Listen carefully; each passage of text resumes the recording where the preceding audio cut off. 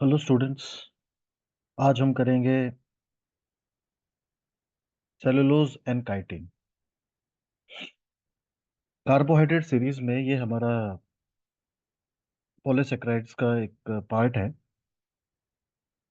Cellulose जो है वो होमोपोलीसेकेराइड के अंडर में आता है, और जो काइटिन है वो हेट्रोपोलीसेकेराइड के काइटिन और सेलुलोज दोनों ही होमोपोलीसेकेराइड में आते हैं। ठीक है। तो सेलुलोज क्या है? इसको हम, that is cellulose is also known as cellulin. Cellulose को सेलुलिन नाम से भी जाना जाता है, इसका अनदर नेम है। अब इसमें क्या होता है, इसमें होते हैं, इसकी जो मोनोसेक्राइड यूनिट है that is actually beta D glucose. Beta D glucose and having beta 1,4 linkage. अब ये बीटा 1,4 लिंकेज क्या है? ठीक है, अभी जैसे पहला ग्लूकोस है, दूसरा ग्लूकोस है। ठीक है, तो ये भी बीटा है टाइप का है, ये भी बीटा टाइप का है, और बॉन्ड किस में बन रहा है? इसके फर्स्ट कार्बन पे, इस वाले ग्लूकोज के फोर्थ कार्बन पे बॉन्ड बन रहा है। This is beta 1,4 glycosidic bond. और इसमें जो यूनिट है वो कौन सी है? Beta D glucose. तो सारी ही यूनिट कैसी है? बीटा डी ग्लूकोस है। जिसलिए ठीक है, तो ये किस कैटेगरी में आ गया? Homopolysaccharide. Now it is the most abundant organic compound on earth. Earth के ऊपर सबसे ज्यादा, abundant मतलब प्रेजेंस, तो most abundant organic compound on earth और कार्बोहाइड्रेट ऑन अर्थ। इस धरती पे सबसे ज्यादा पाया जाने वाला कार्बोहाइड्रेट सेलुलोज ही है, और सबसे ज्यादा पाया जाने वाला कार्ब ऑर्गेनिक कंपाउंड भी यही है। ठीक है। अब it is present in the cell wall of plants. ये कहाँ पे क्या होता है? ये सेल वॉल जो होती है प्लांट की, सेल वॉल, उसके अंदर प्रेजेंट होता है सेलुलोज।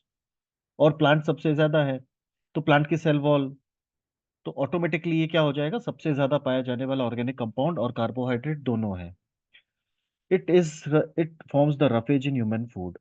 हम जो खाना खाते हैं उसमें जो सेलुलोज होता है वो हमारी बॉडी में डाइजेस्ट तो होता नहीं है। Cellulose is not digestible by our body. तो वो कैसे काम करता है? वो रफेज की तरह काम करता है, फाइबर्स की तरह काम करता है, और हमारे इंटेस्टाइन में जो बैक्टीरिया है, जो, ठीक है, जो हमारे यूजफुल बैक्टीरिया है उनके लिए वो फूड है। तो सलाद खाना बहुत अच्छा होता है, क्योंकि उसमें रफेज है। रफेज मतलब उसमें सेलुलोज है, और वो हम तो उसको डाइजेस्ट नहीं कर सकते, लेकिन जो हमारे इंटेस्टाइन में बैक्टीरिया है उसके लिए वो एक बहुत अच्छा फूड है। It is a straight chain compound. क्या है वो? एक स्ट्रेट चेन कंपाउंड है। स्ट्रेट चेन कंपाउंड का मतलब क्या है? कि उसमें ब्रांचिंग नहीं है। ठीक है, जैसा हमने ग्लाइकोजन में देखा था, स्टार्च में देखा था, वहां पे ब्रांचिंग थी, लेकिन यहाँ पर कोई ब्रांचिंग नहीं है। It is a straight chain compound. And what is the next point? 50% of would is made up of cellulose. Would के अंदर 50% जो है सेलुलोज होता है, और कॉटन में 90% सेलुलोज होता है। ये एक फैक्ट है, मतलब इंफॉर्मेशन है। इसमें समझना कुछ नहीं है, बस that is information. 90% of cotton is cellulose and 50% of would is cellulose. जो पेपर बनता है, पेपर, वो सेलुलोज से बनता है। प्लांट का जो पल्प है उसमें सेलुलोज है, और उसी सेलुलोज, मतलब paper is nothing but it is cellulose. उसके बाद आर्टिफिशियल सिल्क है। आर्टिफिशियल सिल्क को हम रेयन कहते हैं। आर्टिफिशियल सिल्क को क्या कहते हैं? रेयन कहते हैं। और that is made up of cellulose. Artificial silk is made up of cellulose, जिसका नाम क्या है? Rayon. Cellulose is digested by cellulase enzyme. Cellulose को जो एंजाइम डाइजेस्ट करता है उसको सेलुलेज एंजाइम कहते हैं, जो हमारी बॉडी में एब्सेंट होता है। यूरोकॉर्डेट्स। यूरोकॉर्डेट्स, तो एनिमल किंगडम में एक फाइलम है दैट इज यूरोकॉर्डेटा।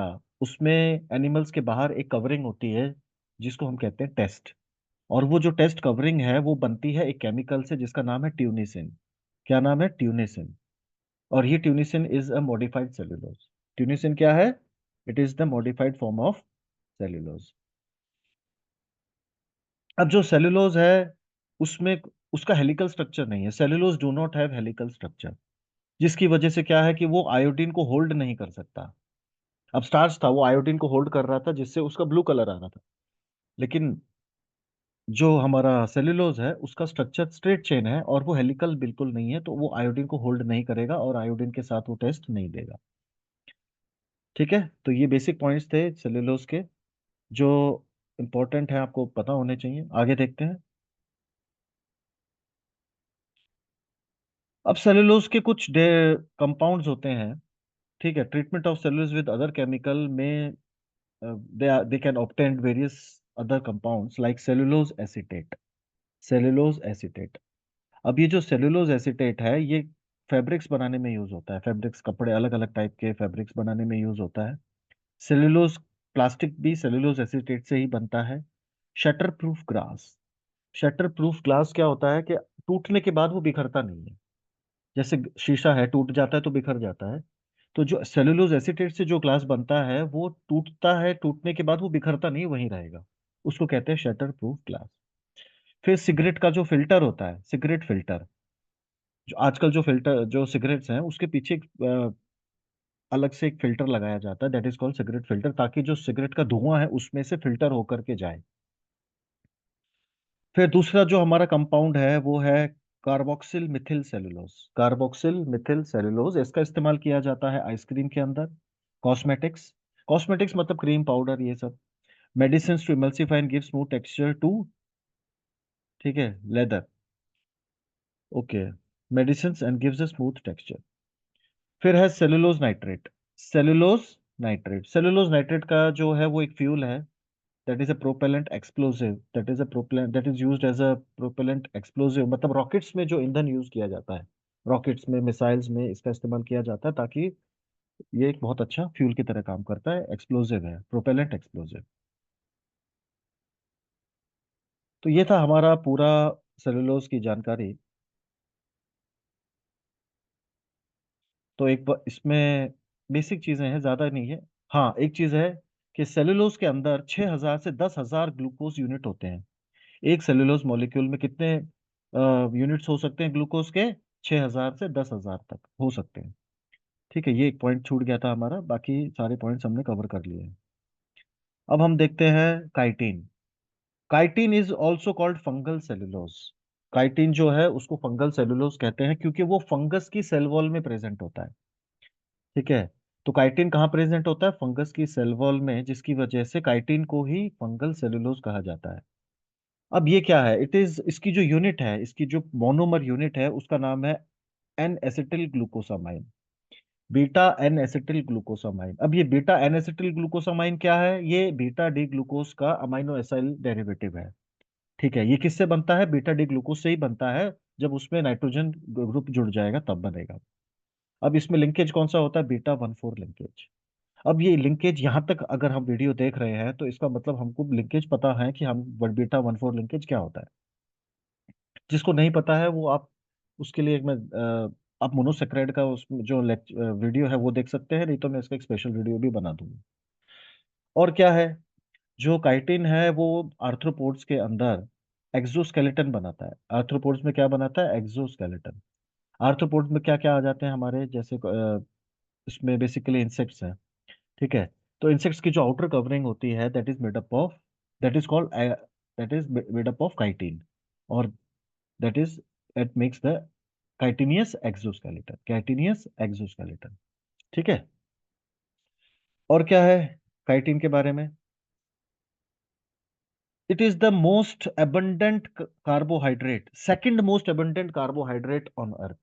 पहला कौन सा था? सेलुलोज। सेलुलोज के बाद दूसरे नंबर पे सबसे ज्यादा पाया जाने वाला जो कार्बोहाइड्रेट है वो यही है, काइटिन। ठीक है, इट इज मोस्ट abundant। अब ये वाला पॉइंट खत्म है, क्योंकि पहले ये हेट्रोपॉलीसेकेराइड में आता था, लेकिन अब ये होमोपॉलीसेकेराइड में आ गया है। पहले काइटिन हेट्रोपॉलीसेकेराइड में था, लेकिन अब वो हेट्रोपॉलीसेकेराइड में नहीं है, अब वो होमोपॉलीसेकेराइड में ही है। तो हम इस लास्ट वाले पॉइंट को कैंसिल कर देंगे। ठीक है, अब आते हैं, it is second most abundant organic substance on earth. तो पहले रैंक पे अगर सेलुलोज है तो दूसरे रैंक पे कौन है? This is fungal cellulose, that is chitin. So this is the information about cellulose and chitin. इसको हमने अलग से इसलिए लिया है क्योंकि जो मेन वीडियो था, जो मेन अपना पॉलीसेकेराइड का लेक्चर था, वो ज़्यादा लंबा नहीं होना चाहिए, इसलिए हमने इसको अलग वीडियो में डाल दिया है। होप आपको समझ में आया होगा। Thank you.